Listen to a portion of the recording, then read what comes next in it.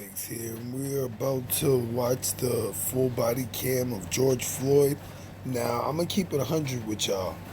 I have never seen anybody resist arrest like George Floyd did. He was begging for his life from the beginning to the end, y'all. Now, I'm not gonna lie, he was making it very, very difficult for the police to arrest him. From the point that he was in the car, they had to pull out the gun, to the point of walking him across the street. I never seen somebody beg for their life so much. He was begging for his life before they even put him on the floor. He actually suggested he'll lay on the floor. They walked him to a second police car. George Floyd was refusing to be arrested, man. He kept quoting, "I'm not a bad guy. I'm not that type of guy. I'm not going to be able to breathe." And he's saying he wasn't going to be able to breathe. You could obviously see he was high on something. Also, those police, they didn't start off aggressive. But once George Floyd really started resisting arrest, you could tell they grew frustrated. And once he mentioned he had COVID, they really got frustrated. But I gotta call it the way I see it.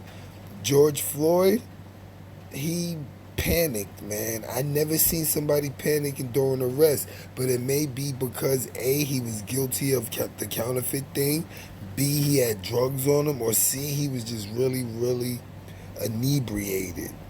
But I'm telling you right now, it's like 16 minutes plus 8 minutes worth of body cam footage that shows George Floyd was not consenting to the arrest. And that's for lack of a better term. We also get to see the goal. I never knew George Floyd got shot before. The woman, the co-defendant that they didn't even arrest, she said he was acting the way he was acting because he got shot before. But as you saw videos on YouTube, they showed George Floyd trying to allegedly get rid of some contraband. But you could tell he's inebriated, you could tell he's panicking, and he's a big guy, so you gotta keep it 100 and call a spade, man.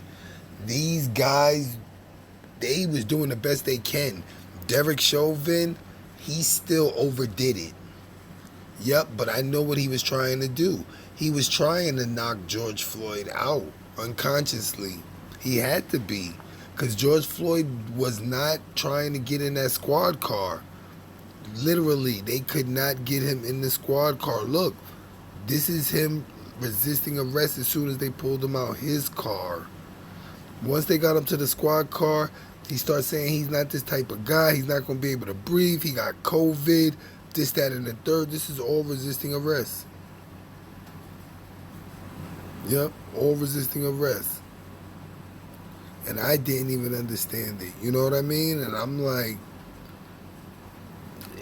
they gotta say it, man. If you can't do the time, don't do the crime. And George Floyd, he was admitting he could not do the time. Check this out. With that being said, what you heard and saw was the content. For additional content, click the link in the description.